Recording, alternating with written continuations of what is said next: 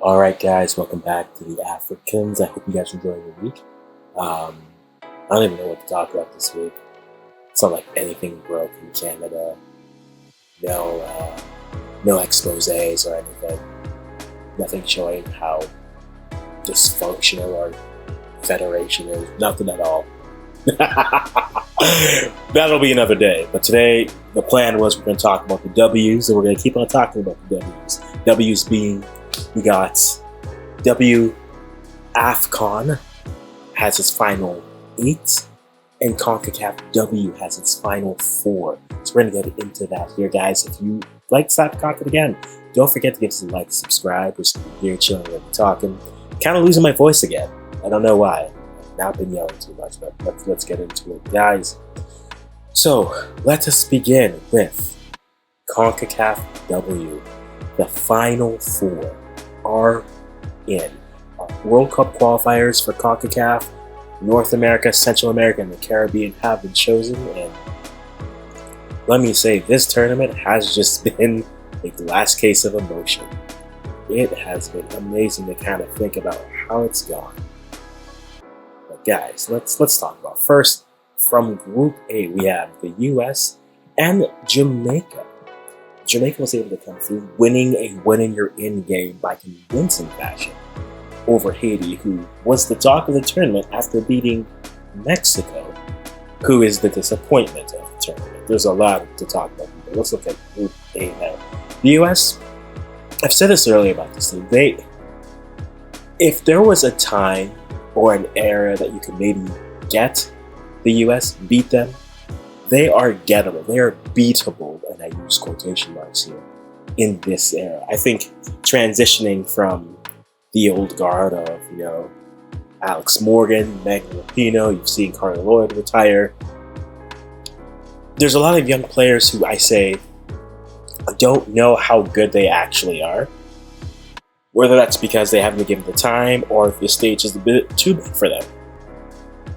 But if there was ever going to be a time where a team could clip the United States women's national team, it would be this era. They've looked all right. They had a 3-0 win over Haiti in their opening matchup, followed by a 5-0 win over Jamaica, and then a 1-0 win over a 10-player side Mexico to secure the top of the group there. And good for them. They've not looked as convincing. I think Mexico was definitely going to play them the toughest. There's no doubt about that. But USA at the top of the group, where all the drama, the only spot that was up for grabs was the second place spot. Going into it, you had Haiti sitting with a 0 goal difference after losing to the US 3-0, then beating Mexico 3-0. Playing Jamaica, who had beat Mexico 1-0, but then lost to the US 5-0, leaving them at -4 in the goal difference. Now, there was a doomsday scenario that I was talking about earlier. That doomsday scenario was essentially if Haiti beat Jamaica and Mexico beat the US, then Jamaica would fall to last place. And that game started off interestingly. I was on a stream, we were watching, kind of keep an eye on both games, but Haiti definitely was a young team where the moment wasn't too big for them until it was. They hit a few posts starting off, were creating opportunities on the counter, but then once Jamaica was able to get that first goal, that really changed the tone of the game, making Haiti have to try to pass and break them down. Not to say that they aren't able to, but I think a team that counters well, and that's their strategy. You can't counter when we give you the ball. You have to break us down. Jamaica did a very good job of that, and they were very clinical in their opportunities. They were able to get a second from Kadisha Bunny Shaw, a third, a penalty, and an assist from her to end the game. Jamaica beating Haiti 4-0. I said previously before the game, I saw this game with about 4 goals max. I could see it ending 3-1 or 2-2. I did not see 4-0 coming. So congratulations to the Reggae Girls, and for everything they were going through, from losing a coach and then asking for another coach to be removed. The players are a little bit justified in that case and really able to showcase going to another World Cup, back-to-back World Cups for them. What that means, Haiti losing, finishing at -4 on the goal difference, is entered into intercontinental playoff, which means they're joining Chinese Taipei as well as the Thailand, as well as Panama, but we'll get to them a little bit later on, in playing in the intercontinental playoff. They'll play round robin of 3, champion of each of the 9-10 teams will be going on to the World Cup. So CONCACAF, as well as, say, WAFCON, have the opportunity to get 2 teams into the intercontinental playoff and into the World Cup. So it's going to be really fun to see how that goes. But Haiti, definitely a team to keep an eye on. They are definitely a young, fast team. Dumornay is the name that we're all talking about. Borgella is a good player as well. Judy, another good one that I enjoyed watching. But I think goalkeeping let them down a little bit. We'll see what they're able to do. That was Group A. Going to Group B. Well, if there's a game that encompasses how Canada's played, it's definitely the Costa Rica matchup. Opportunities created, not as clinical as they should have been, but still got the result and still got the job done. 2-0 over Costa Rica in the battle for first place. I didn't go through all the goal scorers in the other games. Christine Muse for the US got that 1-0 victory over Mexico in the final game. We'll get to Mexico at the end, kind of talk about how that goes. But a goal from Jessie Fleming and then Sophie Schmidt in the second half. Jessie Fleming about the 5th minute, Schmidt in the 68th, 69th minute. Canada tops the group with 9 goals. Costa Rica finishing second. Panama coming in third, beating after Panama beat Trinidad and Tobago, meaning Panama's on their way to the intercontinental playoff. Well, defensively, could definitely stretch out games. I don't know if I fancy their chances as much as, say, Haiti. Haiti I've seen create more and go, but maybe it comes down to matchups, and we'll definitely see that. I don't know how I feel with this final 4. So we got Canada versus Jamaica, then the USA versus Costa Rica. Historically, Jamaica has not beat Canada on the women's side. 8-0 is Canada's record. The last time they played was a 9-0 win, and also World Cup and Olympic qualifiers. So I don't expect it to go 9-0. But that team is definitely a little bit more experienced. They have a little bit more veteran presence on it, and they've just played together for another 4 years. But the same can go for the Canadians. Interesting fact from the Canadians, 2/3 of their goals have come from the midfield. 3 goals from Julia Grosso, 2 from Jessie Fleming, 1 from Sophie Schmidt. Those are the goals. Then you have Jordan Heitema, you have Christine Sinclair, and Janine Becky. Though that's the 9 goals that Canada scored. Gained a lot from the midfield, which I think is key to them moving forward. We'll see. Jamaica, what else can we say about Khadijah Shaw? I mean, just excellent hold-up striker. I think for strategy, they do need to support her a little bit more, because if they just leave her alone, especially against a team that is defensively solid as Canada is, it does leave a lot of lack of opportunities for the playoff from there. So I do see Canada winning that matchup. And the US versus Costa Rica, Costa Rica's been low-key one of my favorite teams. I saw them play, I watched them play Jamaica, not live. And they just seem like a solid defensive team that knows what they're doing, and they're just smooth, a little bit more attacking in their defensive and their countering. So, but against the US, it's a tough task and a tough ask overall.